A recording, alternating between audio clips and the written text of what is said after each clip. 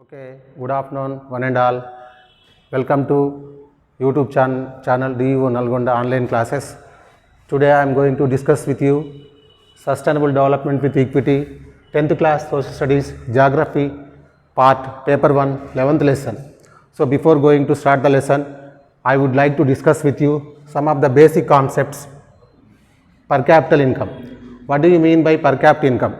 The per capita income is derived by the national income by population. So, the people of the country, those who are earning the total income, that is national income, the national income is derived by population. So, then the per capita income we will get. The second one is Human Development Index. The third one is GDP, Gross Domestic Product.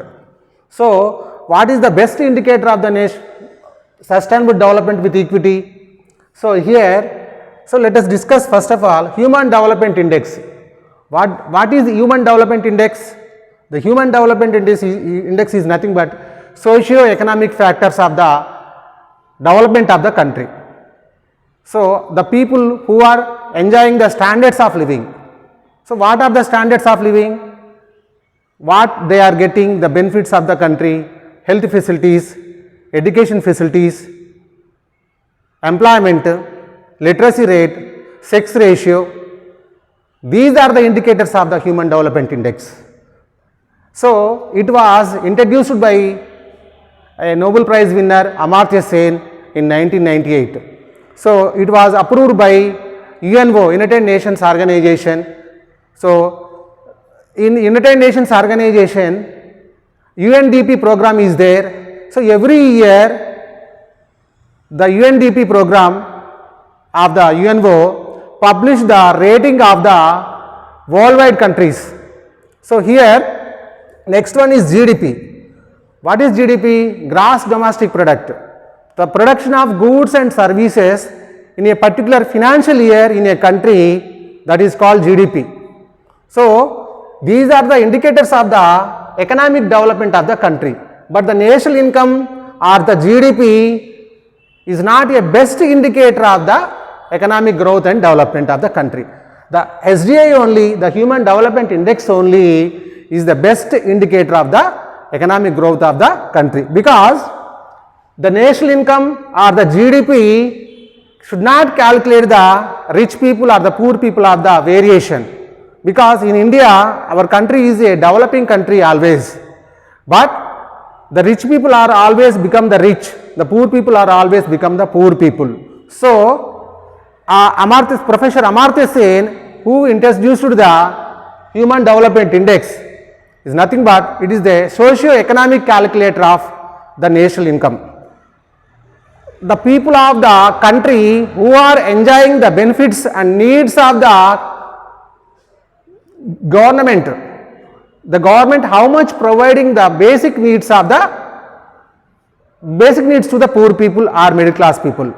I mean, what I mean to say, the government of any state or central, what facilities the government is providing to the common people, education facilities, health facilities and literacy rate, common minimum program, sex ratio.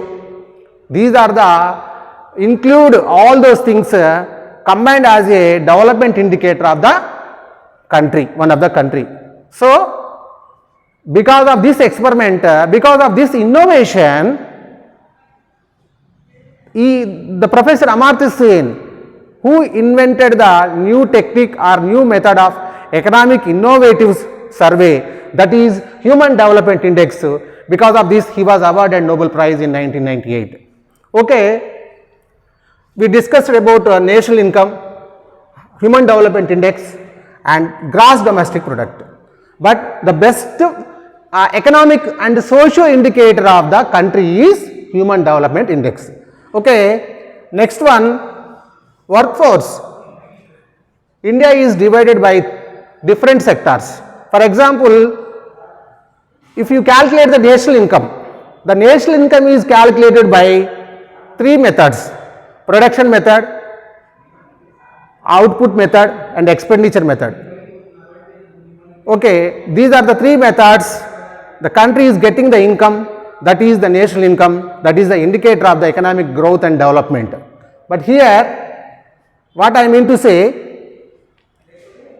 India is a developing country. India is a developing country. Based on the per capita income, based on the per capita income,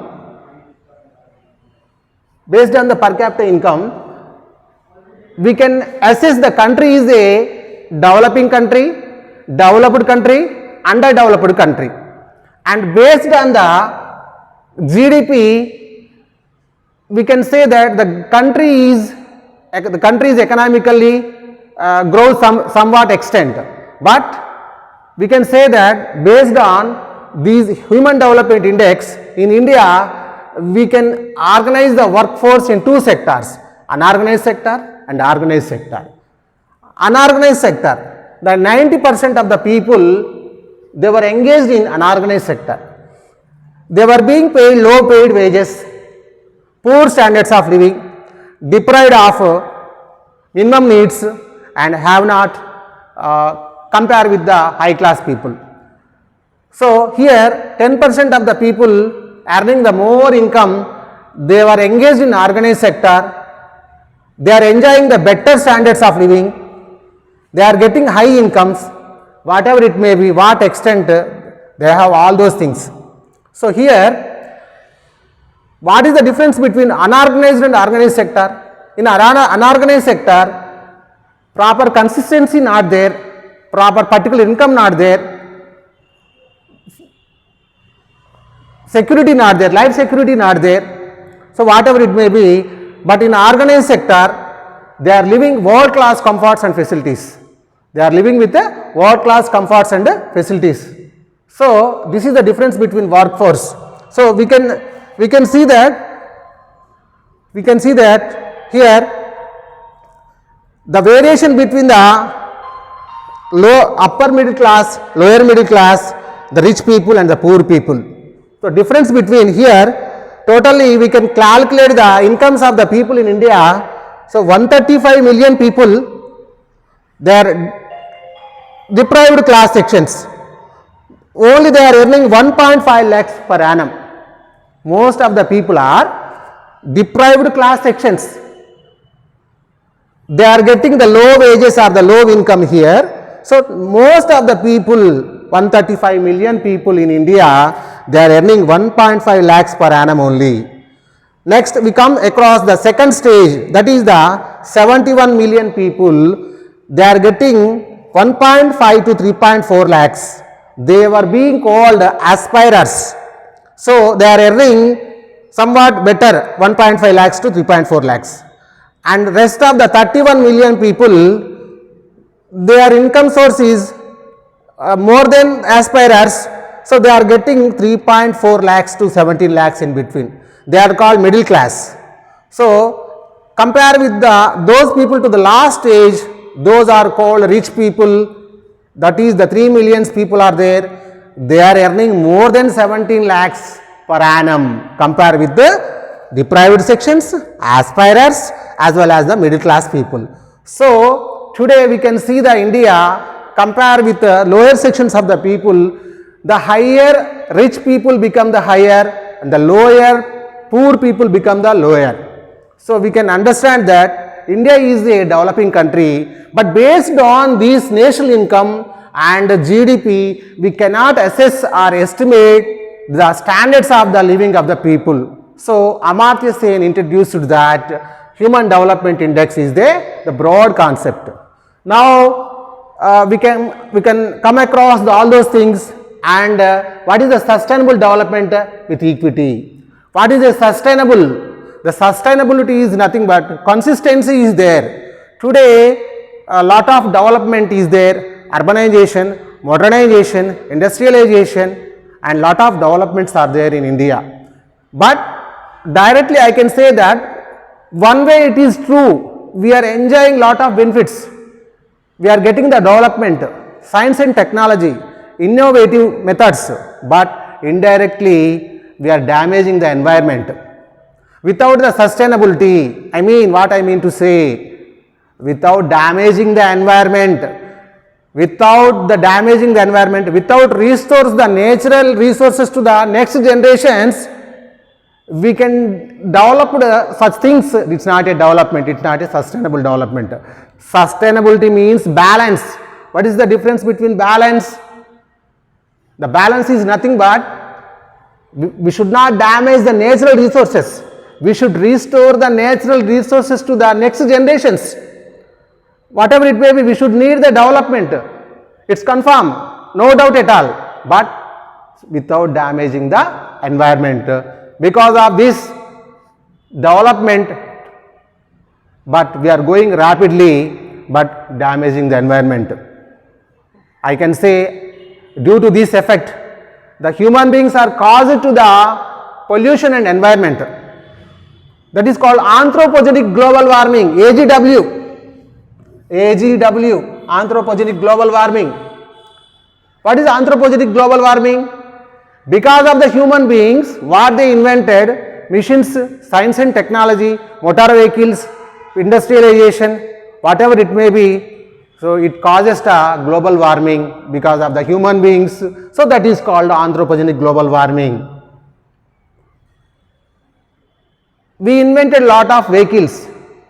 The vehicle produces lot of smokes like that, carbon dioxide, carbon monoxide and lot of chlorofluorocarbons, and it is emissions to the air or environment. Due to this effect, the environment is damaging. That is the global warming. So without restoring the generations, without restore the natural resources, if we damage the environment, that is not a sustainable development. So sustainability means balance. Sustainability means restore the as natural resources. So I would like to say we should balance the environment and development. What is the environment? Here chain system is there in throughout environment. Animals are there, birds are there, insects are there, human beings are there. The food process or the food chain is running by chain system. What is chain system? What is chain system? One animal are depending on other. It's compared with a spider's web. Due to the environment damage, that is nothing but the compare with the spider's web to the environment. If you damage or if you cut the spider's web will be damaged as well as the total universe also damaged. So restore whatever it may be, the environment and the development both are balancing. Okay. See here chain system are there. You know very well what is the chain system. Suppose we are living, but we depend on the food for other things also. Grass fields are there, animals are there, insects are there, all those living beings and non-living beings are there. So here, what is going on here? The chain is or the spider web, that is called the food chain. If you damage the food chain, so we became cripples or helpless in the society. So not only our people, the government also should take care of all those things to balance the environment with the development. Okay. See here, India also developing country, you know very well, but we can use pesticides, insecticides for farmings, chemicals also. These are hazardous to damage the environment. So the government should encourage the organic farming also without polluting or without damaging the environment. Not only that, the government introduce different techniques and methods or different and innovative methods to adapt the scientific way to approach all these things. Suppose today the vehicles are almost all run by diesel and petrol. These are polluted vehicles. So these vehicles are running by chlorofluorocarbons of the mechanism. They are emitting lot of pollution to the air. So, if the government supposed to encourage the solar system, solar vehicles, electric vehicles, all those things, so the pollution will be controlled almost all, and the country will become pollution less country, and we can live happily, healthy, wealthy life. So, these are the basic concepts what I discussed with you to understand the sustainable development with equity. Okay, we will meet in next class. Thank you.